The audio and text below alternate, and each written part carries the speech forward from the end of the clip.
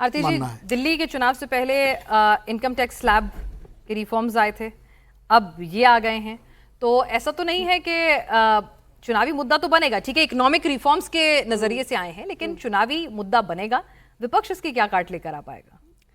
देखिए, विपक्ष तो बिल्कुल वही करेगा जो करता आ रहा है, इसको भी डिसमिस करेगा कि ये रिफॉर्म जो है इसके पीछे कोई और षड्यंत्र है। वो अपना नैरेटिव तो चलाएंगे, लेकिन रियल टर्म्स में हाँ, आम जनता को ये फ़र्क महसूस होगा।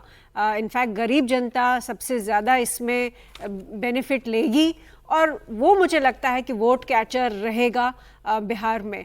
बाकी ऑफ कोर्स बहुत सारे फैक्टर्स हैं बिहार की पॉलिटिक्स में, वहाँ कास्ट है, वहाँ अलग अलग पार्टीज़ हैं, अपनी अपनी पॉलिटिक्स करते हैं, पर इसका भी मुझे लगता है एक इम्पैक्ट तो पड़ेगा। लेकिन ओवरऑल अगर आप देखें पूरी कंट्री में, अब देखिए यहाँ तो हमेशा इलेक्शंस होते ही है, बिहार के बाद फिर आगे असम, वेस्ट बंगाल, बड़े सारे इलेक्शंस होंगे, वो एक तरफ छोड़ दीजिए। मुझे लगता है ओवरऑल ये वाकई जीएसटी का जो रिफॉर्म है वो इंडिया की प्रगति के लिए बहुत ज़रूरी था, नेसेसरी था।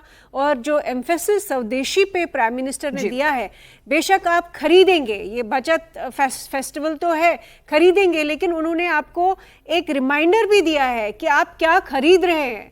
आप चाइनीज़ प्रोडक्ट खरीद रहे हैं, आप अमेरिकन प्रोडक्ट खरीद रहे हैं, तो मुझे लगता है कहीं ना कहीं उसका भी संकेत दिया कि हमारी जो रिलायंस है या जो एक्सेस इंपोर्ट कर रहे हैं हम चाइना से या बाकी कंट्रीज़ के साथ भी, वहाँ पे रिलायंस जो है वो उसमें रिडक्शन होनी चाहिए।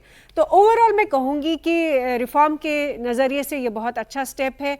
बिहार में इनको ज़रूर इसका बेनिफिट होगा, कितना होगा वो कहना अभी मैं कहूँगी वो प्रीमेच्योर है, क्योंकि हर इलेक्शन में बहुत सारे फैक्टर्स होते हैं, सिर्फ इकोनॉमिक रिफॉर्म नहीं होता। बिल्कुल देवेंद्र, यहाँ पर सस्ता होगा सब कुछ, बचत उत्सव होगा, साथ ही साथ एमएसएमई सेक्टर को भी बूस्ट मिलेगा, तो कहीं ना कहीं इकोनॉमिक रिफॉर्म जिसकी जरूरत महसूस हो रही थी, इंटरनेशनल प्लेटफॉर्म्स पे भी जिस तरह से हम एक क्रंच देख रहे हैं, इन्फ्लेशन देख रहे हैं, तो उस दिशा में आने वाले कुछ वक्त में वो आउटकम्स दिखने शुरू हो जाएंगे। बिल्कुल प्रेरणा, जो उसमें मकसद ही यही था, जैसे इंडिविजुअल के पास सिंपल वे में समझा जाए कि इंडिविजुअल के पास अगर बचत हो रही है तो वो ज़्यादा खर्च करेगा, ज़्यादा खर्च करेगा तो ज़्यादा प्रोडक्शन कराना होगा, ज़्यादा प्रोडक्शन कराना होगा तो ज़्यादा जॉब का क्रिएशन होगा, ज़्यादा जॉब का क्रिएशन होगा तो आप समझ सकते हैं कि रोज़गार को लेके जो एक समस्या रहती है, बेरोजगारी को लेके, वो कितनी मुफीद होगी। ऐसी स्थिति अगर आए तो ये सारी चीज़ें इतना अहम थी कि उस लिहाज से इस मोड़ पे करना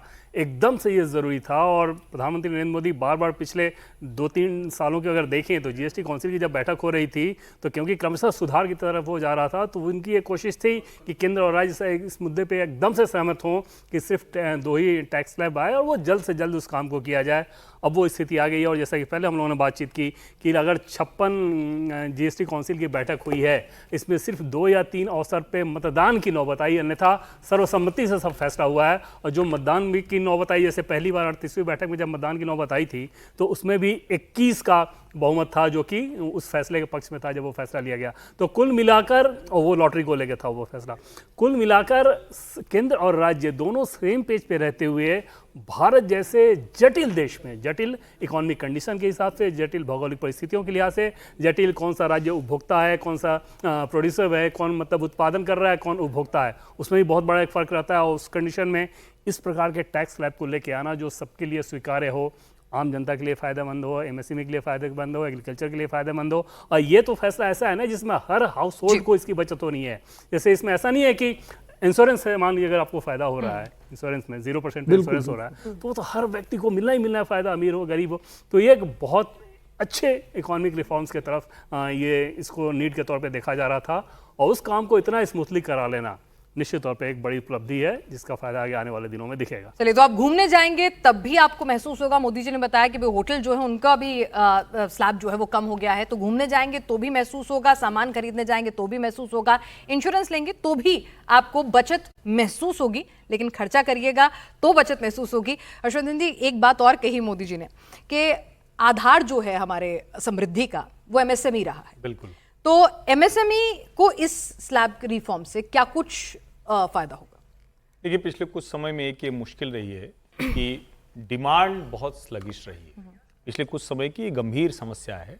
और उसके पीछे कई बार ये कहा जाता है ना, क्योंकि भारत में जिस तरह की इकोनॉमी है, यहाँ लोग बचत के स्वभाव उनका है बचत का, लेकिन जो हाउस होल्ड सेविंग थी वो खत्म हो रही थी। कई जगह पर उनके खर्चे जो बढ़ रहे थे और उसकी वजह से डिमांड पर असर पड़ रहा था। अब ये अगर जो बचत हो रही है, और ये ठीक ठाक सी बचत है, मतलब सभी आइटम्स पर आप देखिए ना, तो पानी की बोतल पे भी 1 रुपया बच जा रहा है, ये स्थिति है। तो अगर 15 रुपए में 1 रुपया बच रहा है तो देखने में लगता है कि अरे 1 रुपया ये तो कम हुआ, लेकिन इसका आप रेशियो निकालेंगे तो बहुत बड़ा हो जाता है।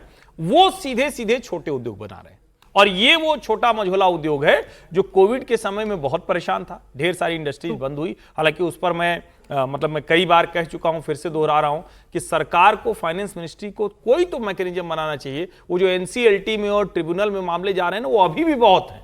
सरकारें नहीं उसको ठीक कर पा रही, जो इन्होंने लोन लिया फंस गए, उसको बहुत नहीं निकाल पा रही। कोशिश किया इन्होंने, लेकिन ये जो डिमांड ग्रोथ आएगी, ये जो कंजम्पशन ग्रोथ आएगी, ये सीधे सीधे एमएसएमई को लाभ देने वाली है। और एमएसएमई का बड़ा सीधा सा मतलब हुआ कि जहां छोटी फैक्ट्री लेकिन लोग ज्यादा, रोजगार ज्यादा, ऑटोमेशन कम, वो ज्यादा लाभ देगा।